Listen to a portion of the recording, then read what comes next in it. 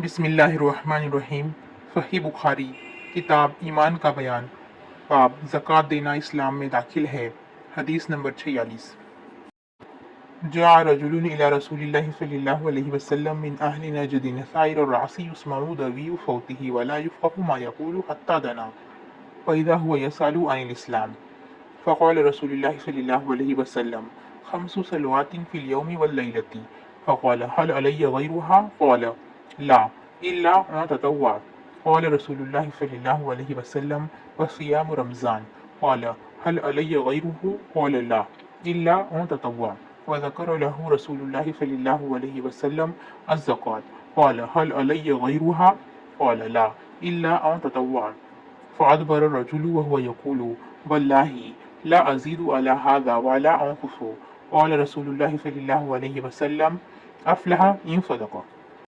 ترجمہ: نجد والوں میں ایک شخص نبی کریم صلی اللہ علیہ وسلم کے پاس آیا، سر پریشان یعنی بال بکھرے ہوئے تھے۔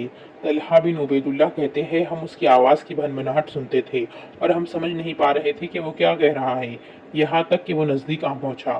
جب معلوم ہوا کہ وہ اسلام کے بارے میں پوچھ رہا ہے، نبی کریم صلی اللہ علیہ وسلم نے فرمایا کہ اسلام دن رات میں 5 نمازیں پڑھنا ہے۔ اس نے کہا بس اس کے سوا تو کوئی اور نماز مجھ پر نہیں؟ آپ صلی اللہ علیہ وسلم نے فرمایا نہیں، مگر تو نفل پڑھے تو اور بات ہے۔ نبی کریم صلی اللہ علیہ وسلم نے فرمایا اور رمضان کے روزے رکھنا۔ اس نے کہا اور تو کوئی روزہ مجھ پر نہیں ہے؟ آپ صلی اللہ علیہ وسلم نے فرمایا نہیں، مگر تو نفل روزے رکھے تو اور بات ہے۔ نبی کریم صلی اللہ علیہ وسلم نے اس سے زکوٰۃ کا بیان کیا۔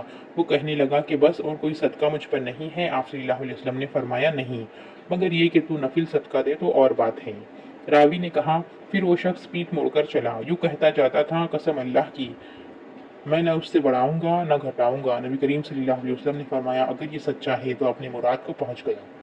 Translation: Narrated Talha bin Ubaidullah radiallahu anhu. A man from Najd with unkempt hair came to Allah's Apostle sallallahu alaihi wasallam, and we heard his loud voice, but could not understand what he was saying, till he came near, and then we came to know that he was asking about Islam. Allah's Apostle sallallahu alaihi wasallam said, you have to offer prayers perfectly 5 times in a day and night 24 hours. The man asked, is there any more praying? Allah's Apostle sallallahu alaihi wasallam replied, no, but if you want to offer the nawafil prayers, you can. Allah's Apostle sallallahu alaihi wasallam further said to him, you have to observe fast during the month of Ramadan.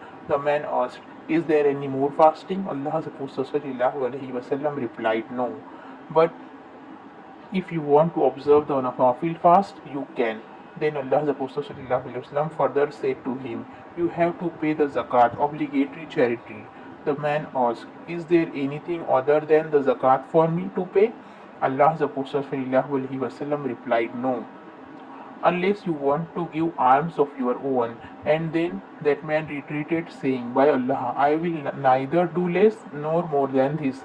Allah's Apostle sallallahu alaihi wasallam said, if what he said is true, then he will be successful, that is, he will be granted paradise.